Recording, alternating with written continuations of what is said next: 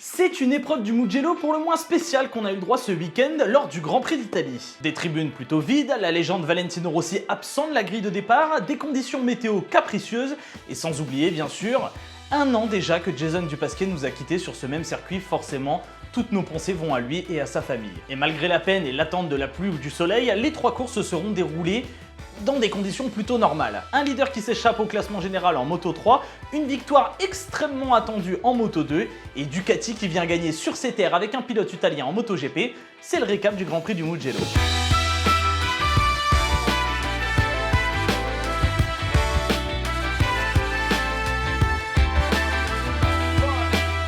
Les courses Moto 3 au Mugello sont toujours exceptionnelles, 2022 ne fait pas exception. Avec bien entendu énormément de dépassements du début jusqu'à la fin. On se disait sûrement que les surpuissantes Léopards des Denis Foggia ou Tatsuki Suzuki seraient absolument imbattables avec cette longue ligne droite du Mugello. C'était plus ou moins vrai, mais c'était sans compter sur une chose, la chute de Foggia à 8 tours de la fin qui mettait fin à son rêve, celui de Léopard, mais aussi les 25 points qu'il pouvait potentiellement prendre puisqu'il était en tête à ce moment-là et avec une belle avance. Avec une Léopard en moins, seul Tatsuki Suzuki pouvait assurer la victoire ou au moins le podium pour l'équipe après être revenu de loin suite à un long lap. Le japonais avait eu un accrochage avec Denis Hongju et s'était fait pénaliser. Mais après tout ça, prendre le long lap et remonter, il butait sur un autre obstacle. Zoro et le Sergio Garcia, les pilotes Gaz, Izan Guevara et Sergio Garcia. Et je pense qu'on peut le dire, ce sont vraiment les anti-léopards de cette saison, les pilotes Gaz. Ça se confirmera encore une fois sur ce Grand Prix du Mugello avec les deux coéquipiers qui lutteront pour la victoire dans un groupe de 7 pilotes composé des Gaz,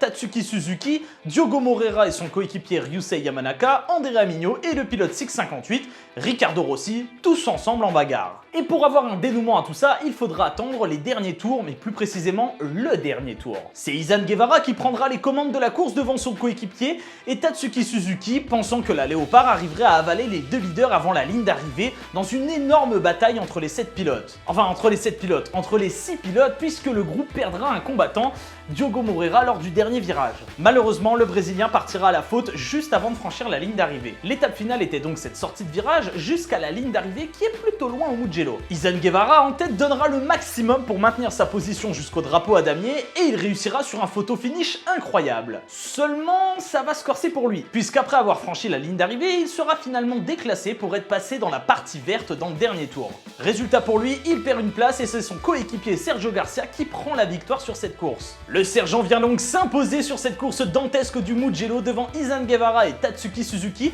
qui réussira tout de même à placer une Léopard sur le podium avec une 3ème place dans ce final. Côté français, une 14ème place pour Lorenzo Felon qui continue de prendre de l'expérience et des points. Le championnat lui évolue dans le bon sens pour Sergio Garcia puisqu'il creuse l'écart sur son poursuivant qui est aussi son coéquipier. C'est désormais 28 points qui les séparent au championnat et 42 points d'écart sur Denis Foggia, désormais 3ème. Et oui, l'abandon a fait mal.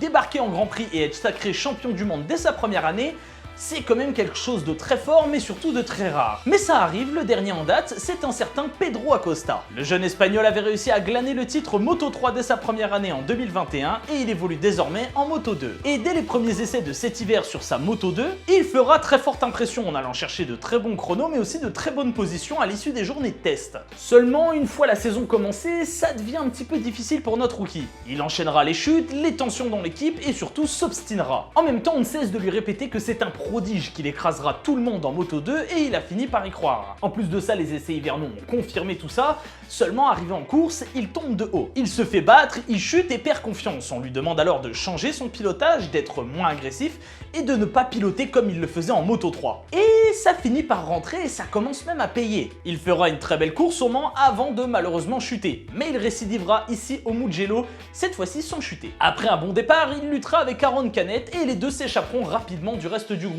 Alors bonne nouvelle d'ailleurs pour Aaron Canet puisqu'à ce moment-là, il est premier et derrière Celestino Vietti, il est plutôt loin, il est 7ème. Forcément pour le championnat, ça a du bon. Seulement voilà, la course Moto 2 semblait un petit peu trop calme et il fallait pimenter les choses. Et tout basculera en un seul tour. D'abord avec la chute d'Aaron Canet qui partait à la faute alors qu'il menait l'épreuve. Voyant ça, Celestino Vietti attaquera ses adversaires pour remonter jusqu'à la 3e place. Jusqu'à ce qu'il rencontre un problème mécanique le poussant à l'abandon. On perdait d'ailleurs au passage Sam Loves suite à un accrochage avec Tony Arbolino. D'ailleurs ce dernier prendra un long lap pour cet incident et tout ça, ça fait les affaires d'une personne, Pedro Acosta, qui se voit être tout seul devant, prêt à gagner. La lutte se faisait donc plutôt derrière et il y avait aussi un autre petit chanceux dans tout ça, un certain Ayogura. Le japonais lui arrivait à rester sur ses roues pendant que ses adversaires au championnat tombaient comme des mouches et abandonnés en course. Au final de cette épreuve, à tout juste 18 ans, c'est Pedro Acosta qui rentre à nouveau dans l'histoire en s'imposant au Mugello et devenant ainsi le plus jeune vainqueur d'une course en catégorie intermédiaire, record détenu jusqu'à présent par Marc Marquez. Il gagne cette épreuve italienne devant un Joe Roberts impressionnant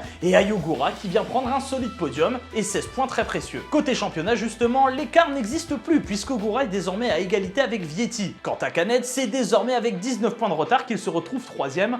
Autant dire que la saison Moto 2 risque d'être très intéressante.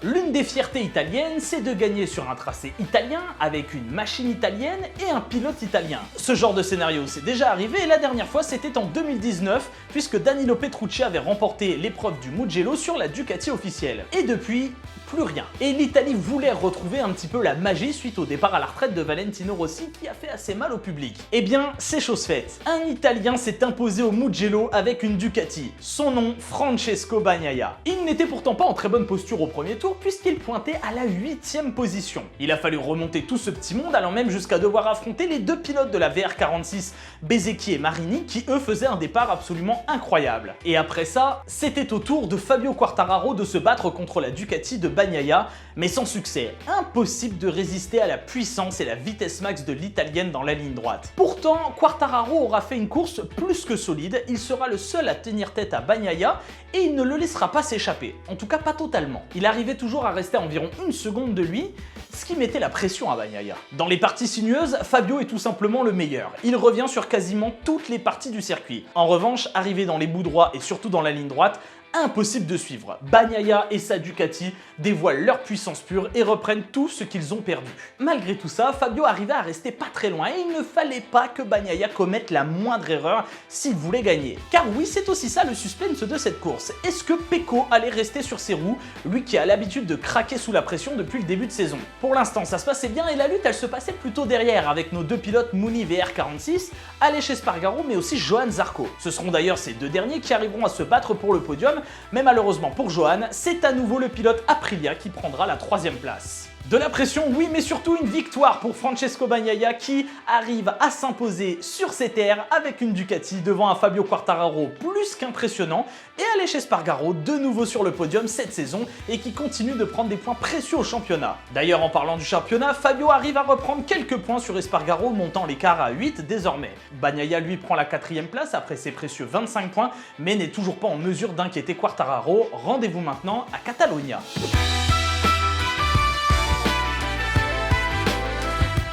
Nous aurons pu voir quelque chose d'assez incroyable ce week-end, un aileron arrière sur une Aprilia. Alors, on en a souvent rigolé en disant « mais avec tous ces ailerons, un jour on va réussir à en avoir un à l'arrière ». Eh bien c'est chose faite, il y a un aileron à l'arrière d'une moto, en tout cas c'est un test. Alors qu'on s'interroge sur la multiplication des éléments aérodynamiques de ces dernières années qui provoquent des problèmes pour dépasser désormais, Aprilia débarque avec une nouvelle pièce, un aileron arrière suite à une demande d'Aleix Espargaro qui voulait que les ingénieurs trouvent une solution pour augmenter l'appui aéro sur l'arrière de la moto. Conclusion, les ingénieurs ont apporté une solution, cette nouvelle pièce. Pièce qui est tout sauf marketing d'après Espargaro et qui a une réelle utilité. Même si on est d'accord, ça ne paraît pas, parce que c'est un peu bizarre de voir ça. Pour le moment, seul le pilote wildcard, Savadori, a testé cette pièce lors des séances d'essais libres en conditions réelles au Mugello. Alors si vous vous posiez la question, non, on ne débarque pas avec une telle pièce comme ça en la mettant directement sur la moto. Ce genre de pièce est d'abord testé en soufflerie et même d'abord testé dans autre chose, la 3D et les simulations. Et oui, quand on fait ces pièces, on les modélise d'abord en 3D pour en faire des simulations. Et si les simulations sont convaincantes, on développe alors la pièce en conditions réelles pour la tester en soufflerie. Et là aussi, si ça se montre convaincant en soufflerie, alors on développe au mieux la pièce pour l'adapter sur la moto et la tester en conditions réelles cette fois-ci. Bon, forcément, quand on voit ça, tout un tas de questions se soulèvent. Est-ce que le règlement autorise parfaitement cette pièce ? Est-ce que ce n'est pas dangereux pour les autres? Est-ce que le règlement validera par le futur cette pièce ou l'interdira? Est-ce que la pièce a réellement une utilité aussi? Et pour avoir toutes ces réponses, il va falloir encore attendre un petit peu. Sachez d'ailleurs que ce n'est pas la première fois qu'on voit des ailerons à l'arrière d'une moto. Pour la petite histoire, un certain Roger Friis, physicien et pilote moto, développe un système d'aileron type F1 dans les années 70 qu'il mettra sur sa Yamaha 750 pour tout simplement la plaquer au sol. Seulement tout ça, c'est très vite interdit par la fédération et on comprend pourquoi quand on voit la taille de l'engin. Alors c'est plus des ailerons, c'est des guillotines qu'il y a sur la moto là. En revanche, notre Roger, il est aux prémices de quelque chose de très important. Améliorer l'aéro de la moto en se basant sur l'aviation. Finalement, on est toujours à la recherche du meilleur compromis là-dessus et c'est pour ça qu'on a vu arriver les ailerons de plus en plus. Parce que le meilleur domaine pour s'inspirer de l'aéro, c'est l'aviation. D'ailleurs, les Formule 1 s'inspirent de l'aviation. Bon, c'est un vaste sujet l'aéro et si ça vous intéresse, je pourrais en faire une vidéo bien plus complète. N'hésitez pas à me le dire dans les commentaires.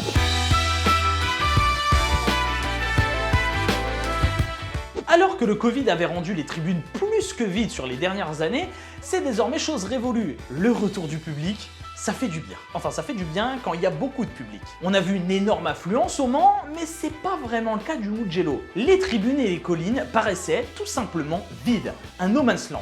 Mais comment ça se fait du coup? Parce qu'on a pourtant deux constructeurs italiens qui se battent pour le titre en MotoGP, un Italien en tête du championnat en Moto2 et un autre Italien en Moto3 sur une Léopard qui lutte contre des Espagnols. Avec tout ça, on devrait quand même avoir de quoi attirer les tifosi. Eh ben pas vraiment finalement. On peut trouver plusieurs raisons à ça et je vais vous en citer 3. Premièrement, et il faut bien l'avouer, le départ de Valentino Rossi fait très mal au Mugello. Les tribunes et les collines étaient composées à 99% de jaune, si ce n'est plus. Mais ça c'était avant. Maintenant que la star nationale ne court plus, il y a beaucoup d'Italiens qui ne trouvent plus trop d'intérêt d'aller voir les courses. Parce que oui, il y en a qui ne viennent voir qu'un seul et unique pilote, et s'il n'est pas là, ça ne sert à rien de venir. Deuxièmement, le prix des billets. Dites-vous par exemple que pour cette année, si vous voulez aller au Mugello le dimanche, avec une place en restant debout, ça vous coûtera 90 €. Juste au passage, c'est le prix du billet enceinte générale 3 jours au Mans, où on peut s'asseoir. Et justement, tiens, si vous voulez un billet 3 jours pour le Mugello, ça vous coûtera au minimum 150 € pour rester debout. Par contre, si vous préférez venir que le dimanche et être en tribune, ça vous coûtera entre 170 et 310 € juste pour le dimanche. Forcément, quand on voit ça calme un petit peu. Surtout, encore une fois, quand on est un Italien fan de Valentino Rossi et que Valentino Rossi, il n'est pas là sur la grille. Et troisième raison qui fait qu'on a eu si peu de monde au Mugello, le promoteur n'a tout simplement pas pubé le Grand Prix. Lorsque vous organisez un Grand Prix, il est de votre devoir aussi d'en faire la promotion. Et on peut pas vraiment dire que la promotion du Mugello, elle ait été correctement faite. Déjà, ne serait-ce même qu'en Italie, c'était pas spécialement dingue d'après ce que j'ai pu voir sur internet. Et dans les autres pays, c'était quasi inexistant. Tout en sachant qu'en France, en Suisse, en Autriche et en Allemagne, le jeudi était un jour férié. C'était donc des pays à cibler pour attirer les gens qui faisaient donc le pont, le grand week-end en prenant le jeudi, pour les attirer au Mugello. Et ben, le promoteur a pas vraiment misé là-dessus. À tel point qu'on attendait à peine 30 000 spectateurs pour la course le dimanche, alors que les années précédentes, c'était plus de 80 000 personnes qui étaient là pour supporter le MotoGP. Bon, tout ça, vous vous en doutez, ça n'a pas du tout plu à la Dorna. À tel point que Carmelo Ezpeleta a déclaré que la dernière chose dont le MotoGP avait besoin en ce moment, c'était que des tribunes vides soient montrées à la télévision. Et autant le dire, tout ça, ça pourrait bien avoir des conséquences sur l'avenir du Mugello dans le calendrier. Malheureusement. En tout cas, cette semaine, c'est le Grand Prix de Catalonia et là, aucun doute que les Espagnols seront au rendez-vous. Voilà, cette vidéo est terminée, j'espère qu'elle vous a plu, ça m'a fait plaisir de retrouver le Mugello, même si c'était difficile de ne pas voir Valentino Rossi et de savoir aussi que ça faisait déjà 1 an que Jason Dupasquier nous avait quittés. Encore une fois, d'immenses pensées à ses proches et sa famille. On aura quand même eu 3 belles courses au Mugello, même s'il manquait un petit peu de public, et surtout, pas vraiment de pluie. Cette vidéo est donc terminée, j'espère qu'elle vous a plu, si c'est le cas, pensez à la liker, la commenter et la partager, n'oubliez pas de vous abonner, de cliquer sur la petite cloche si ce n'est pas déjà fait. Quant à moi, je vous laisse, je vous donne rendez-vous très bientôt pour une prochaine vidéo. D'ici là, prenez soin de vous, portez-vous bien et veillez à tous.